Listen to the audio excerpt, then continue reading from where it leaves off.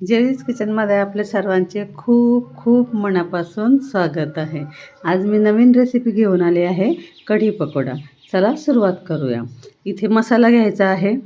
अर्धा इंच आल्याचा तुकडा घेतला आहे, 1 चमचा धने घेतले आहे, 4-5 लसूण पाकळ्या, 2 हिरव्या मिरच्या। माझ्याकडे कोथिंबीर थोडीच होती म्हणून मी थोडीच घेतलेली आहे। यामध्ये आता मी जिरं टाकून घेणार आहे।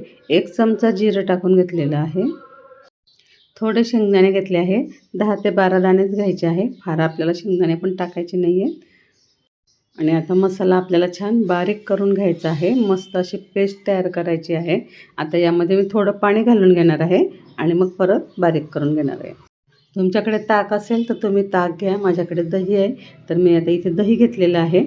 तुम्हाला किती लोकांसाठी करायची आहे त्यानुसार तुम्ही दही किंवा ताक तुमच्या मर्जीनुसार घेऊ शकतात। आता मी इथे 5 लोकांसाठी बनवत आहे। तर आता मी यामध्ये बेसन पीठ घालून घेतलेलं आहे। साधारण आपले पोहे खाण्याचे जे चमचे आहेत ते 4 चमचे इतके बेसन पीठ मी इथे घेतलेलं आहे। आता आपण छान घुसळून घ्यायचं आहे, दह्याला मिक्स करून घेऊ। बेसन आणि दही मस्त असं एकजीव करून घ्यायचं आहे आणि गरजेनुसार त्यामध्ये पाणी घालत जायचं आहे। दही जर आंबट असेल तर आपल्याला पाणी जास्त घालावं लागतं। गरजेनुसार मी पाणी घालून घेतलेलं आहे। गॅसवर कढई ठेवलेली आहे। कढईमध्ये आपल्याला थोडं तेल टाकायचं आहे आणि मोहरी जिऱ्याची फोडणी घालायची आहे।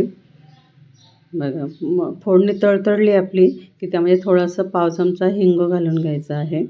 कढीपत्त्याचे पानं घालायचे आहे। मी मसाल्यामध्ये सुद्धा थोडे कढीपत्त्याचे पानं बारीक करून घेतलेले आहेत, त्याने चव खूप छान येते। असा आपण कढीपत्ता काढून टाकतो आणि मग तो आपल्या पोटात जात नाही। मसाल्यामध्ये वाटण केल्यामुळे कढीपत्तासुद्धा आपल्या पोटात जातो। तर इथे छान असं जिरं मोहरी तळल्यानंतर जे वाटण केलं आहे ते वाटण मी यामध्ये टाकून घेणार आहे। तुम्ही डायरेक्ट ताकामध्ये टाकलं तरीसुद्धा चालू शकतं। तर आता पाणी टाकून घ्यायचं आहे। मिक्सरच्या भांड्याला थोडा मसाला लागलेला असतो, तर मसाला आता टाकून झालेला आहे। आणि आता आपण जे इथे मिश्रण तयार केलेलं आहे दही आणि बेसन घालून ते यामध्ये हळू सोडायचं आहे आणि गॅसची फ्लेम आपल्याला मंद करून घ्यायची आहे, कारण दही किंवा ताक पाण्यात टाकल्यानंतर फाटू शकतं, म्हणून मग आपण इथे गॅसची फ्लेम लो करून घेतलेली आहे। आता मंद गॅसवर मी मस्त कढी अशी उकळून घेणार आहे। कढीला उकळी येते तोपर्यंत तुम्ही माझ्या यूट्यूब चॅनलवर नवीन असाल तर पटकन लाईक आणि सबस्क्राईब करून घ्या, म्हणजे मग मी नवीन व्हिडिओ टाकले की सर्वात आधी आपल्याला नोटिफिकेशन मिळेल। कढीला उकळी येते तोपर्यंत मी इकडे बघा 2 कांदे लांब असे चिरून घेतलेले आहेत। एका बाउलमध्ये आपण चिरलेला कांदा काढून घ्यायचा आहे आणि आता यामध्ये आपल्याला बाकीचं साहित्य मिक्स करायचं आहे। तर यामध्ये बघा मी इथे जिरं, लसूण, आलं, 2 हिरव्या मिरच्या बारीक करून घेतलेल्या आहे आणि ते आता आपण यामध्ये टाकून घ्यायचं आहे।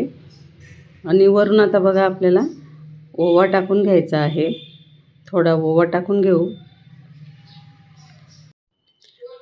थोडा हिंग टाकून घ्यायचा आहे, नंतर चवीनुसार लाल तिखट टाकून घ्यायचं आहे,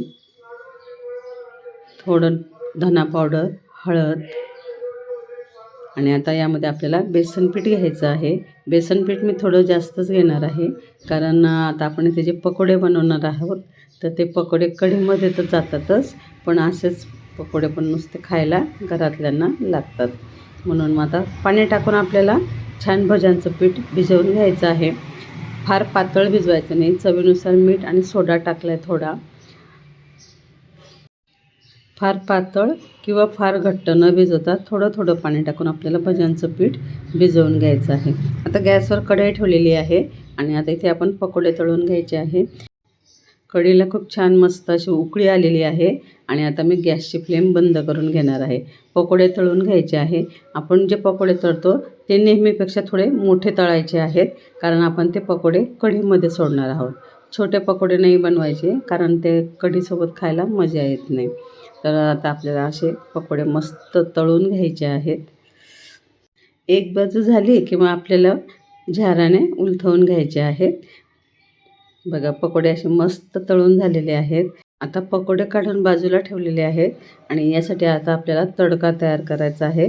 तर तडका तयार करण्यासाठी गॅसवर मी तडका पॅन ठेवून घेतलेला आहे. त्यात थोडं तेल घालायचं आहे. बघा, तेल घालून घ्यायचं आहे.